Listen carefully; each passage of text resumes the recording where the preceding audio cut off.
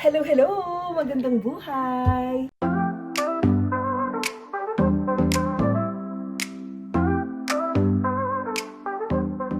We're back! Ang tagal, di ba? More than 1 month na yata kaming walang upload. Magluluto nga pala ako ng pansit. So, naisip ko na habang nagpe-prepare ako ng mga ingredients, naghihiwa-hiwa dito, why not, make a vlog. Ayun, so bakit nga ba kami nawala? So, hiatus? What? Basta namahinga muna kami during the whole season of Lent. So, it's 40 days, diba? It has been my parang personal, vow or personal intention na during Lent, yung mga distractions, binabawas-bawasan muna natin para mas makafocus tayo sa personal reflection. Ayan. So, ayun yung naging reason kung bakit wala kaming mga uploads this past few weeks. So, gusto ko lang pong i-welcome ang aming mga bagong subscribers, mga bago nating kaibigan sa tambayan dito sa Canada. Dahil dito, sobrang lumawak yung community natin, yung mga friends na nakikilala natin, and it's a really, really great experience. I did not expect na through vlogging, dadami yung friends namin dito sa Canada. So, nakakatuwa lang to know people from different ano ba yan? Ang pangit pala tingnan. So, nakakatuwa lang na to know other people from different sides of Canada, iba't ibang provinces. Marami kang nakakakwentuhan about your experiences, lalo na for us na as newcomers. So, a quick introduction for everyone who are new in our channel. So, kami po ulit ang Canada Adventures. So, we are a family of 4. We came here to Canada as PR. Galing po kami sa bansang UAE, particularly in Abu Dhabi. We worked there for 9 years, more or less 9 years. And then before that, nagtrabaho din kami ng asawa ko sa Saudi. We have 2 kids, 8 and 5 years old. So, muntik-muntikan na rin kaming pumunta dito as students. It's actually na-approve na yung student visa namin. But fortunately, a month after ng aming approval ng student visa, ay nabigyan kami ng PNP nomination ni Ontario. So, kaya po kami nandito sa Ontario ngayon. We're in the city of London. So, ayun, yun ang aming naging susi sa pagpunta namin dito sa Canada. So, we have been here since September 2024. Kaka 1 year or so lang namin. And it has been great. Yeah, thank God. It has been great. Isa po akong stay-at-home mom for now. Professionally, I'm a nurse. At nurse din ng aking asawa. We have decided na magstay muna sa bahay kasi by the time dumating kami dito, 3 years old pa lang yung aming bunso.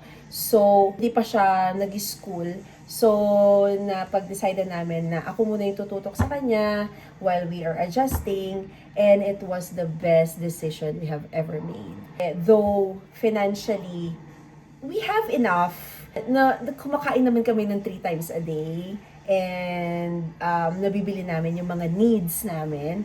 So, it's perfectly fine. Kahit na isa lang yung nagtatrabaho sa amin sa ngayon, it was still the best decision of our newcomer journey here in Canada kasi nakita namin yung magandang effect sa aming mga anak. So, ang goal po ng aming channel is to help newcomers like us. During the time na nagpe-prepare kami papunta dito, naging hobby ko rin manood ng mga vlogs, ng mga Canada vlogs sa YouTube. So, naging malaking tulong ito sa pag-adjust namin. Pinaka-goal nga namin is to help newcomers like us. So, kung meron kaming mga tips, mga suggestions, or meron kaming mga discoveries discoveries about kung saan ka makakatipid, kung saan makakamura. Mostly talaga mga tipid tips. And gustong-gusto natin yan, di ba? Kasi syempre, kailangan nating magtipid bilang mga baguhan dito kasi napaka-valuable ng ating mga savings, ng ating mga pinaghirapang pera. Sana supportahan niyo po ang aming channel. And kung meron kayong mga suggestions about topics na pwede naming ma-discuss, feel free to comment. Yeah, marami pa kaming i-share. I-share namin sa inyo yung pagpunta namin sa Barrie. It's a different city in Ontario. Pumunta kami sa Snow Valley, sa Barrie. And then i-share din namin sa inyo yung Airbnb na tinuluyan namin for one night. Kasama ang aming mga couple friends. And then, share din namin sa inyo kung paano namin in-spend ang March break ng mga bata, ang spring break nila for 1 week. So, paano nyo may spend yung 1 week na ang mga bata ay walang pasok nang hindi kayo gumagastos ng malaki. Diba? Yeah, and so many things. Marami pa kami i-share sa inyo. Kung meron kayong mga questions, comment down below. And we're very excited to share with you guys all our discoveries, all our adventures here in Canada. Shout out sa ating mga friends sa Tambayan dito sa Canada.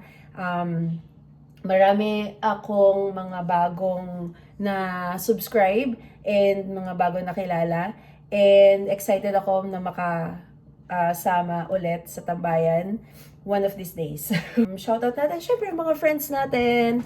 So, bago natin lutuin ang ating pansit, shoutout muna sa ating mga kaibigan, yung mga nauna nating mga naging friends, sina Kuya Gerson Villarico, Christopher in Canada, Mark Surya, at ang mga bago nating kaibigan, Andrea Judge TV, Nardino TV, at ang Fam Bookers TV. Ang daming TV. Follow nyo rin po sila at panoorin nyo ang kanilang mga videos. And yeah, magluluto muna ako. Bye! Under stars we ride tonight. City lights so bright, alright. Windows down, we feel the breeze. Until next Heartbeats fast, we're vlog! free with ease.